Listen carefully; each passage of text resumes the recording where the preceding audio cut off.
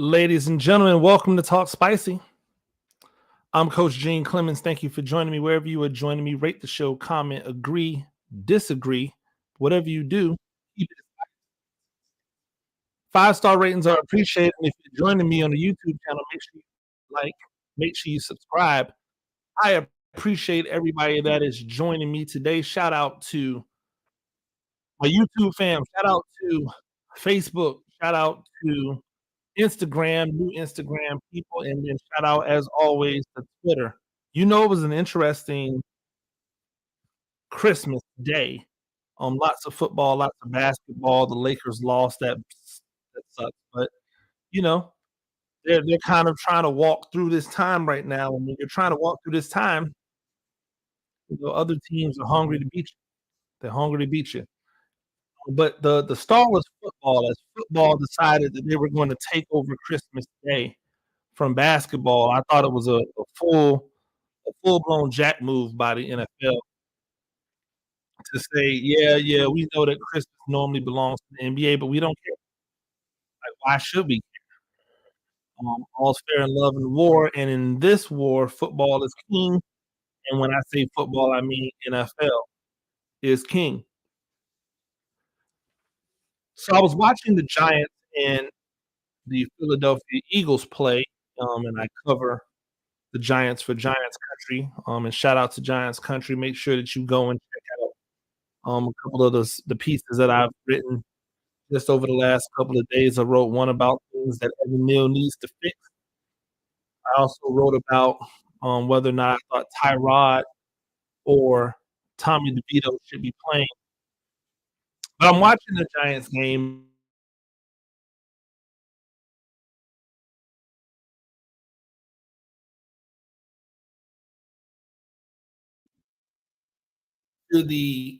I listened to the pregame show, right? I listened to the pregame show, and in the show, I was struck by how negative so many people were towards Jalen Hurts. Now, in full disclosure, Jalen Hurts hasn't played the best over the last few games, but when you look at his overall stats for the season, outside of the interceptions that are up, right, because of how many interceptions that he's thrown over the last few games, same old Jalen Hurts, right? Holding the ball extra so that he can try to make plays, try to extend the play so that his wide receivers can be open. Same old Jalen Hurts. I was just shocked by how negative the talk was. Like, the talk was extremely negative about Jalen Hurts. It was, it was so negative that it actually, like, was alarming.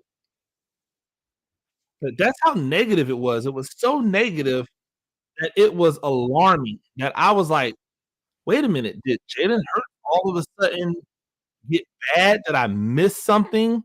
Was I was I off base somewhere? Did I leave something behind when I was talking about Jalen Hurts?" But no, um, I didn't miss anything.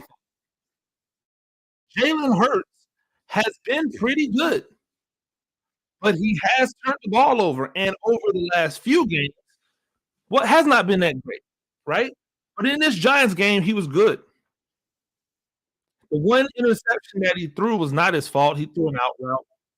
The tight end fell down, and when he fell down, it went into the hands of a guy who was, I don't think has ever had a 70-something yard pick six, and normally doesn't catch interceptions because he doesn't have interception-like hands, right? And so, like, it was interesting because that was really the only awful thing I saw. And so then after the game was over with, I'm looking at the post game and I'm listening to Terry Bradshaw talk about Jalen Hurts, and he was mentioning all of this stuff that just did not happen in the game. He was making it seem as if Jalen Hurts was still the issue with why the team was so close in this game. And so it got me like really upset because it's like, well, what do and you guys know me, I've been talking about it forever. I don't like in which black quarterbacks are talked about, the words that are used when they talk about black quarterbacks as opposed to when they're talking about any other quarterback, right? And so I tweeted Hurts, 24 for 38, 64%, 335 yards, 2 touchdowns, 1 interception courtesy of a tight end slip. Offense scores 33 points. National talk, we need to have a discussion about Hurts. And then I said, black quarterbacks have to be perfect at all times. That's all I said. And from that, and from that, a gentleman who works at FCS Nation, who writes for FCS Nation, as you all know, I write for FCS Nation as well. Lucas Sim decided to respond. Now, in full disclosure, Lucas Sim is a guy who, in my small dealings with him, has never stood on any one thing firm. This is a guy who I could not get to. We could not get to make a definitive choice on whether or not he thought it would be NDSU or Montana winning the game. This is a guy who, when people went at NDSU, even though he lives in Montana and all of that, refused to stand by our side when all we were saying was, "Hey, the quarterback has to be better." And lo and behold, in their game when they lost, guess what? The quarterback needed to be better. Refused to take a definitive hard stand. We joked about it. Out of his bench ride, right? But this was the thing that he decided he wanted to plant his flag in the ground on. This was the thing that he decided I needed to be put in my place. He said, "Come on, man, be better." Has nothing to do with color. Brock Purdy gets crucified and he's going to win MVP. That's just the nature of the position. Excuse me.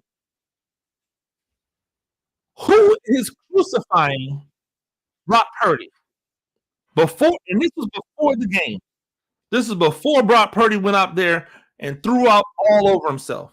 This is before Brock Purdy went back to looking like the Iowa State Brock Purdy. Now, in my mind, that's one game, right? So I don't judge a guy off one game. Here's my problem. What in my post had anything to do with Brock Purdy?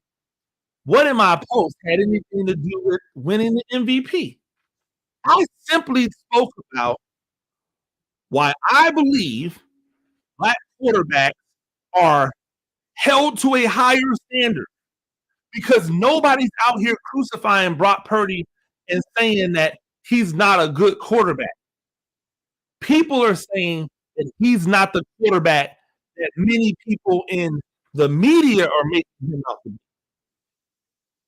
Having Brock Purdy as the MVP over Christian McCaffrey made 0 sense. And shout out to my guy Chris James. He had an excellent podcast popping up with CJ where he talked about it. He said that the award needs because the amount of times that the quarterback touches the ball, and I'm paraphrasing, I may not get all of this right. So CJ, excuse me if I mess it up a little bit. The amount of times that the quarterback touches the ball, that the metrics that have won quarterbacks MVP in the past mixed with the wins, right? Brock Purdy 100% deserves to be the MVP if he continues to do that. But he also recognizes that Brock Purdy is probably not the most valuable player on his football team. And again, CJ, if I'm wrong, I apologize if I'm getting it wrong. So he says there should be a quarterback MVP, and then there should be a everybody else MVP. And that makes a lot of sense. It really should because there's no way you can't tell me that Tyreek Hill doesn't deserve to be the MVP. No way you can't tell me Christian McCaffrey doesn't deserve to be the MVP. There's no way that you can't tell me that Myles Garrett doesn't deserve to be the MVP. I'm not even in the MVP discussion for me. There's not even I haven't even put quarterbacks in it until right. But I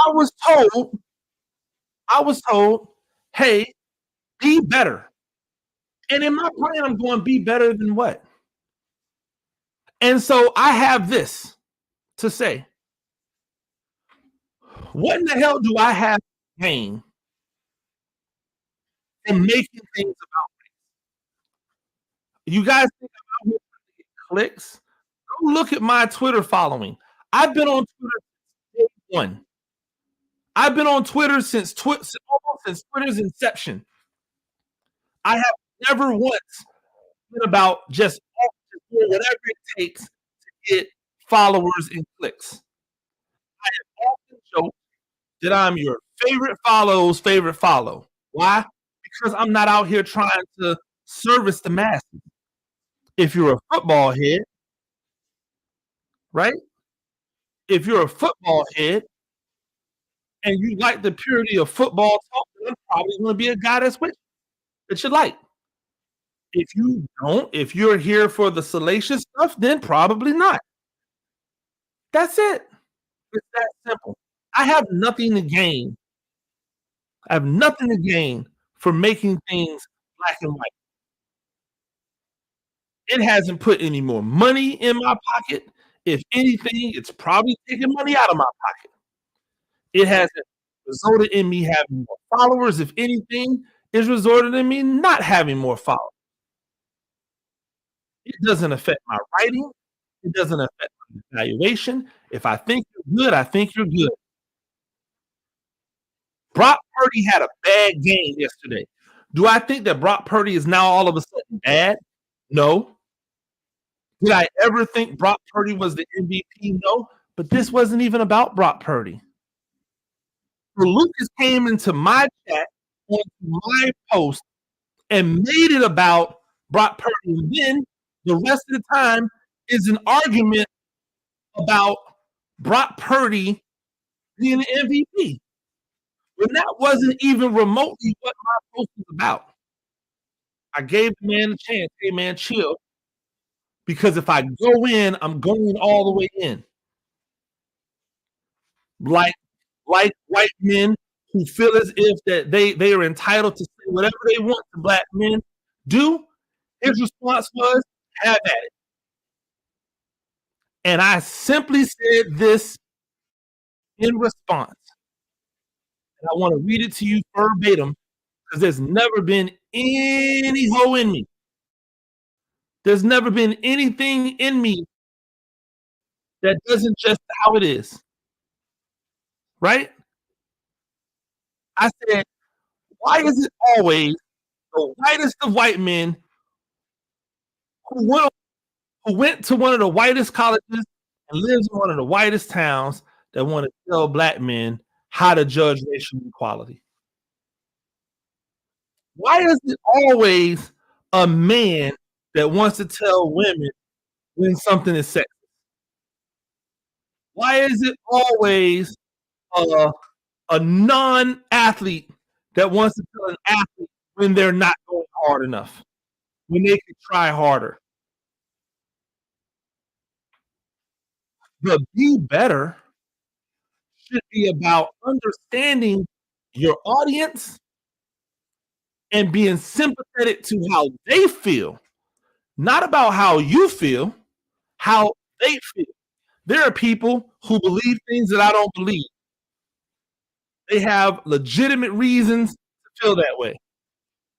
I don't go and tell them to be better about the way they feel. I don't tell them, I don't devalue the way they feel by trying to give another example using someone else. That's like saying, why do we have Black History Month and not White History Month? That's the type of ridiculousness that we deal with in the culture when people come to the culture to try to get their weight up. This is and when the justification for that is, "Oh, I grew up in Milwaukee." Oh my gosh, you grew up around where there may have been some black people at, and so now that allows you to be able to just talk to black people however you want to? I went to a school I went to a high school that had a large amount of white people at it. I still don't just run out my lips and talk to people any old kind of way and try to invalidate. I had a lot of women in schools where I went and programs I was in. That doesn't give me the option to just all of a sudden invalidate their feelings and talk about them in a particular way and allow and not allow them to feel the way they feel or express themselves the way they express. I don't have to agree with you. I don't have to agree with you in order to respect what you're saying. I don't have to have done what you've done in order to respect that you might have a better understanding of it because you've walked in those shoes. I thought it was a real classless move. And then as a double down, it was just, hey, let's call them let's now call names. I stated facts. He went to name call. But I will be in Frisco and he will be in Frisco because we both do things for the same entity. And we will have a straightening. There will be a reconciliation because I don't live just on the internet. I don't exist just on Twitter. And if I can reach out and touch you, I want you to keep the same energy with me in person, face to face, in arm's distance that you keep at keyboard distance. I don't play those games. I'm not there for that. I love and respect all people, but I call it how it is. If I'm wrong, when people try to call me out on something I'm wrong for and I recognize it, yo, I was wrong. I don't double down in the wrong. Now, if I don't believe I'm wrong, guess what? I stand on my square. And so if he believes what he believes, stand on the square. Right? Stand on the square. That's what we do in society when we're accountable.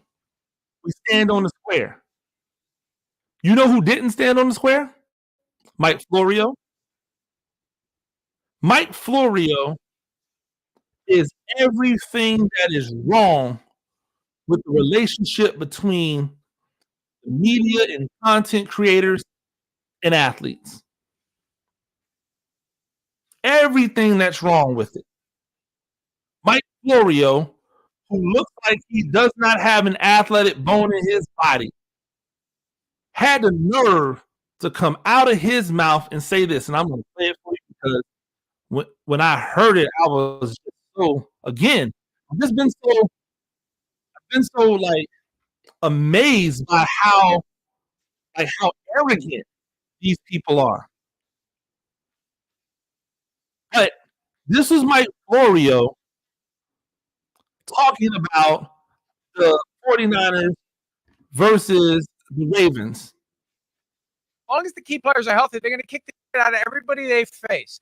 The quest is for second place. That's it. As long as those people stay healthy. Are healthy. 49ers kick the shit out of the Ravens Thursday night. I think that is ridiculous. There's no other way. There's no way of thinking about it. That is ridiculous. That is dumb at the highest level. So even if you believe that, right? You don't have any type of tact to be able to say something in a better manner that wouldn't be as disrespectful. Like the Baltimore Ravens haven't been out here molly-whopping people or beating people the same way that the 49ers have been out here beating teams, and they haven't had a dominant defense this year, like, their quarterback's not playing at an MVP level, and so when Mike Florio gets torn to shreds by the same social media that would have probably done the same thing that he did for engagement, when when the Baltimore Ravens organization call out Mike Florio, when Lamar Jackson himself says, "Hey, that was disrespectful." You know what? If he played the game, he probably would not have been so disrespectful. If he had played the game, he probably would not have been so disrespectful. Well, why is he saying that? Because people who play the game have much more respect for the game than those who don't. That is why the people who have not played the game are always so quick to call for people to be fired or people to be replaced. In New York, they're calling for Evan Neal to be replaced. Evan Neal to for them to throw Evan Neal away. They're willing to throw Evan Neal away at 23 years old. He's barely 23. He's a few years into 20, I mean, a few months into 23. And you're willing to throw away that guy. Not, hey, let's exhaust every single option that we have with this guy before we do it. Nope, get rid of him right now. He's 23 years old.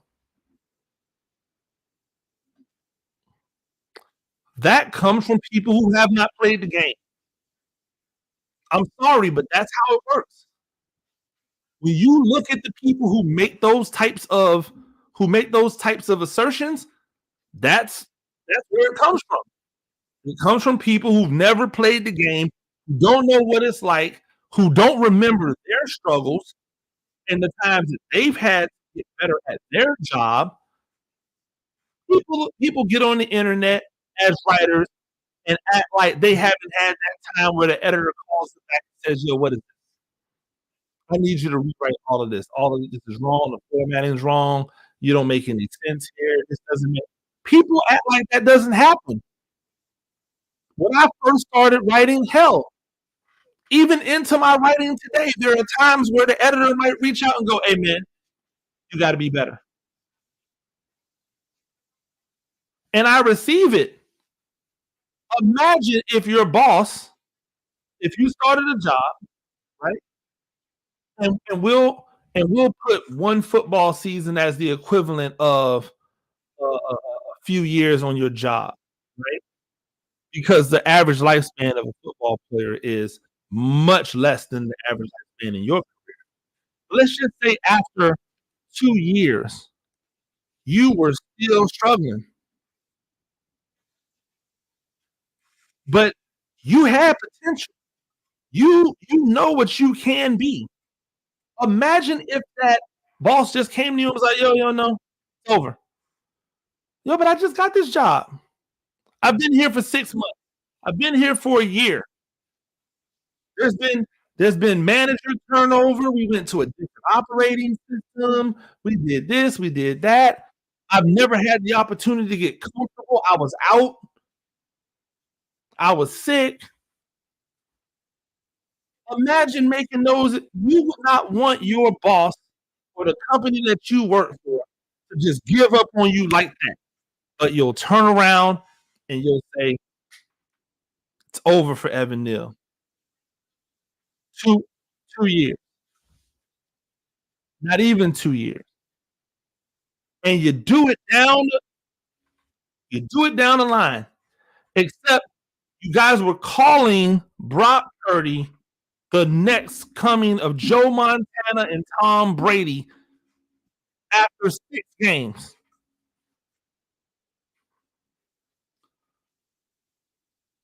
He had 6 games last year, came into this season, started off hot. Then some of his actual weapons went out, and he couldn't sustain that level, had a fall off. Then they came back, he got hot again, and now he's Tom Brady. He's the cautionary tale for when you miss on somebody in the draft. Not a he's a great story. He's a good player. He's still not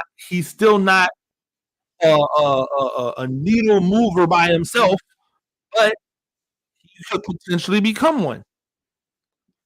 That brings me to Cam Newton because that Monday night football game between the Ravens and the 49ers was the was the exact depiction of what Cam Newton was talking about. He said, "Hey, yo, these dudes are good. They're having great years, but they're managers. They're not game changers." And people roasted him. People clowned him. People called him all kinds of names. Talked about his clothes. Talked about how he was bitter because he's not in the league. All of this stuff that made no sense because Cam Newton made plenty of money. Now he does what he wants, when he wants, how he wants. Right? He's killing it in the content space. Found a niche, right? He's found a niche, and the first thing y'all go to is hate. Oh, he's a hater. He's a hater. He's a hater, right?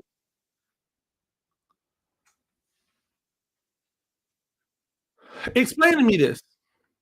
If he says this person's a game changer and this person's a game manager, and then gives you the names, and then they both meet, and one looks exactly like a game manager, and one looks exactly like the game changer, don't you owe him an apology? Where is the or where are the yo, I'm sorry, Gronk. Yo, my bad, Gronk. I'm sorry, my bad. My, my bad, Cam. I apologize, Cam. I now understand what you mean. Oh, by the way, how did Dak Prescott play? Was he a game manager? Or was he a game changer? I could argue he played like a game manager. I can argue that Tua played like a game manager. I could argue it. None of them look like Lamar. None of them do what Jalen Hurts does, right? Hey, you want to know why Patrick Mahomes is a game changer? Why he's a game changer? Because you can take away his best receiving weapons. You can take away his receivers, and he's still him. This is an off year for him. This is a down year for him. If any other quarterback was having this kind of down year, you'd give him $40 million, Daniel Jones. That's the difference between game changers and game managers. When everything isn't right, when everything isn't on time, when everything isn't in rhythm, they can still have success. How many people can say that when everything goes wrong, they can still have success? When all of the things that you set up to work perfectly don't work, I can still get it done. Lamar Jackson started off the game by backpedaling boneheadedly and then running back and then tripping over the referee, who also was a bonehead because he should have been out of the way, right? But I ain't putting it on the referee because he should have never been. Lamar should have never been back there. He's got to get out the way. Two things can be true, right? Two things can be true. Lamar should have never been back there, and he should have never been in Lamar's way. If anything, when he saw Lamar coming, he should have turned and ran out the way. But he didn't. And Lamar fell, and it was a safety. Everybody on Twitter roasting Lamar. He's stupid. That's the bonehead. Don't ever let your kids do this. Oh, that's a horrible. I agree. It was a bad play. But you know what I know about Lamar Jackson? That's not going to define him. He came back and put it on him. The defense played lights out. They were inspired. They heard the talk. But he played lights out. You want to know what the talk is today? It isn't that Lamar Jackson stood up against the defense that has destroyed the MVP hopes of Jalen Hurts, of Dak Prescott, of Tua Tagovailoa. The conversation is, well, he still doesn't have the stats to be MVP. When has MVP ever been about stats? When should it have been ever? If it is about stats, when should it have been? If you don't look at Lamar Jackson and know that he is the most important thing on the field, then I don't know what to tell you. Because when the Ravens defense was not good, Lamar was still him. When he had a bunch of C wide receivers, he was still him. This man lost one of the best tight ends in the game. I could argue one of the best tight ends in the game because of him. And guess what he did? He turned he turned Isaiah Likely into one of the best tight ends in the game. By the way, I'll pat myself on the back. Told y'all that dude was a monster coming out of Coastal Carolina. He is him. Capital H, capital I, capital M. But he can't be the MVP because he doesn't throw for 40 touchdowns. He doesn't have 5,000 passing yards. If the MVP is strictly based off of statistical gatherings, then if you look at what Brock Purdy has done this year, you can compare it to what Geno Smith did last year. Nobody put Geno Smith in the MVP category. Comparable stats. If you don't believe me, go look it up yourself. Post wherever I'm broadcasting from if you think I'm wrong. Comparable stats. Yet nobody says, oh, he can't be the MVP. Oh, his completion percentage is high. Geno Smith had one of the highest completion percentages in the history of the game for a season. And that brings me full circle to the way in which quarterbacks are judged. They have to do more. They have to be better. It has to be consistent. They can't have a fall off game. The moment they do, they get relegated back to wherever people thought of them before they had the breakout. You want to tell me that Brock Purdy is getting the same treatment as some of these other guys?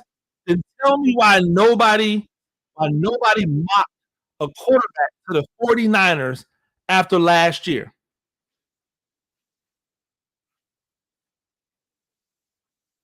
Brock Purdy hadn't proven anything. He had a 6-game sample. In Philadelphia, when Jalen Hurts took over at the end of the year, they mocked the quarterback to the Philadelphia Eagles. The next year, when he started, after that season, they mocked the quarterback to the Philadelphia Eagles. While the season was going on in Philadelphia, they were mocking a quarterback to the Philadelphia Eagles. He had such a good year in his third year that they had to acquiesce. They had to just say, okay, you got us. The moment he started struggling, they went back to talking about his efficiency. Lamar Jackson signed a contract 2 games in. First Take was saying, Is he worth the money? Are they getting their money's worth? Meanwhile, Josh Allen has not won a thing. Ladies and gentlemen, if I'm lying, I'm flying. I'd be better. I'd love to be better. Tell me a legitimate way I can be better, or better yet, have a real conversation with me about my point, not about the point you want to jump in to my point, but about my point. Show me the places where black quarterbacks are not scrutinized heavier. Show me those places, and I'll shut up. Ladies and gentlemen, that's Talk Spicy. We do this thing a few times a week. Rate the show, comment, agree, disagree, whatever you do, keep it spicy. 5-star ratings are appreciated. And if you're joining me on the YouTube channel, make sure you like, make sure you subscribe. Till next time.